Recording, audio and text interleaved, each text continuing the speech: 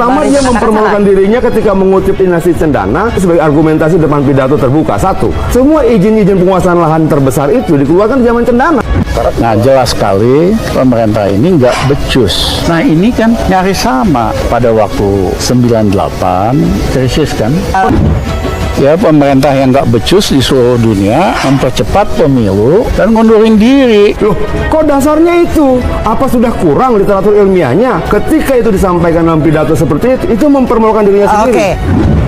Jadi pemerintah ini betul-betul nggak mampu menjaga stabilitas barang kebutuhan pokok. Rizal Ramli orang yang lebih mampu yang ambil alih gitu loh. Nah, semua itu sebenarnya sedang membelejeti sejarah hidupnya sendiri. Dia sedang mempermalukan dirinya sendiri. Nah, pertanyaan saya yang menjadi masalah ketika dia dijadikan sebagai dasar referensi dalam sebuah pidato terbuka, itu persoalan. Pemecatan dilakukan Presiden Jokowi terhadapnya beberapa tahun lalu.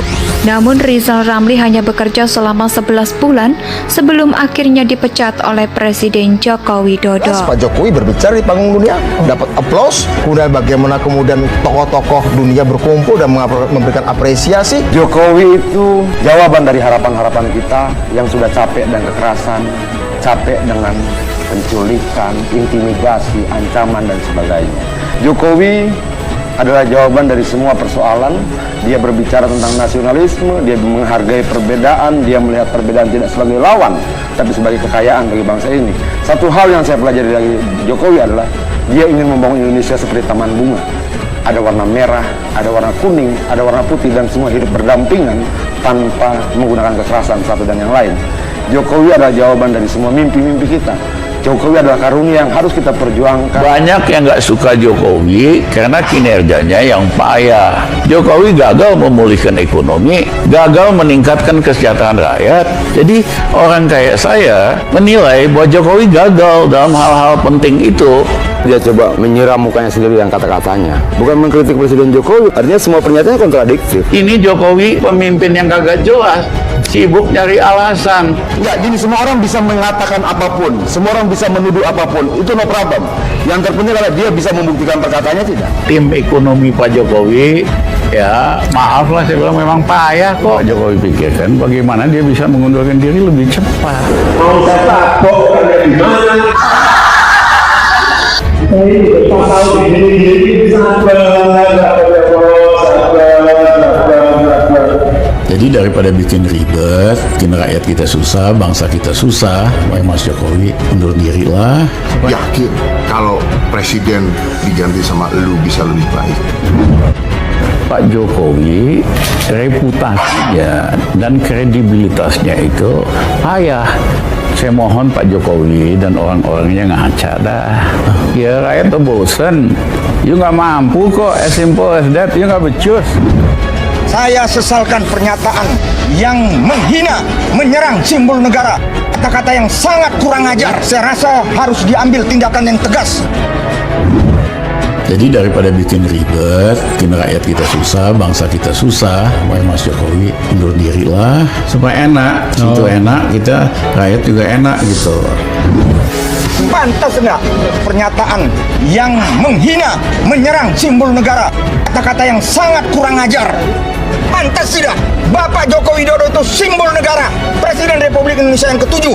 Pantas tidak? Penting menurut kita menggunakan perasaan-perasaan yang terlalu berlebihan dalam situasi seperti ini. Orang berharap boleh, tapi kalaupun tidak terwujud juga boleh-boleh saja. Bahwa kemudian harapan itu tidak terwujud juga tidak salah. Artinya kita biarkan saja kemudian sekarang, kan malu buat mereka. Makanya menurut saya, supaya tidak malu nanti, kenapa sih tidak bisa kita bersabar diri sedikit lagi?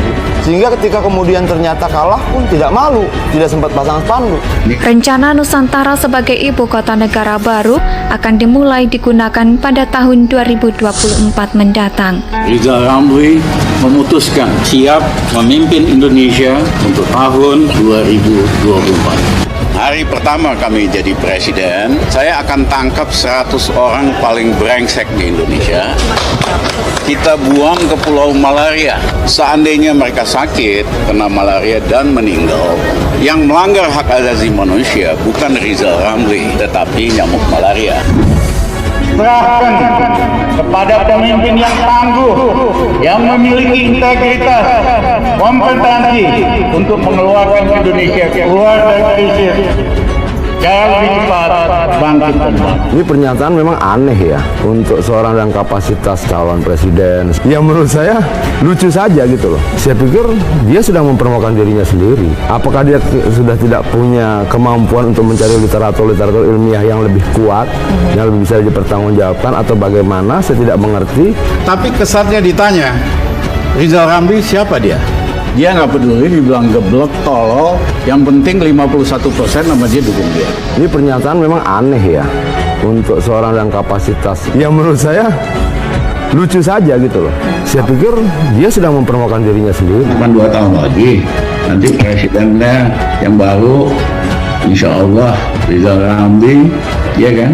Ya saya tidak bermaksud menyindir. Kalau ada yang merasa tersindir ya saya tidak tahu. Mungkin ada yang merasa dirinya presiden dan tersindir, boleh saja. Harusnya tersindir itulah presiden yang sekarang sedang menjabat ketika ada orang lain yang ngaku-ngaku presiden. Sebetulnya nih sangat gak enak banget. Kenapa? Mesti ngomongin mantan bos sama calon bos gitu. Oh, calon bos. Iya dong. Pak Jokowi reputasinya dan kredibilitasnya itu payah. Saya mohon Pak Jokowi dan orang-orangnya ngaca dah. Ya rakyat tuh bosan. You nggak mampu kok, as simple as that. You nggak becus. Kalau ada kompetisi presiden yang fair, hanya 2 orang yang bisa mengalahkan Pak Jokowi. Satu Anies Baswedan, kedua Rizal Ramli. Kalau yang lain sih masih ecek-ecek lah. Pernyataan itu betul-betul merendahkan dirinya sendiri. Jenderal-jenderal bilang Rizal Ramli itu dia pinter. Dia itu udah punya brevet. Kalian nggak ada apa-apanya. Jangan kalau dia ngomong apa aja dia betul buat bangsa kita, atau kita persiapkan ini untuk Beijing baru. Terlalu cepat menuduh. Baiknya jangan terlalu cepat menghakimi orang. Jangan terlalu cepat menghakimi tentang apapun itu yang mungkin Bung tidak tahu.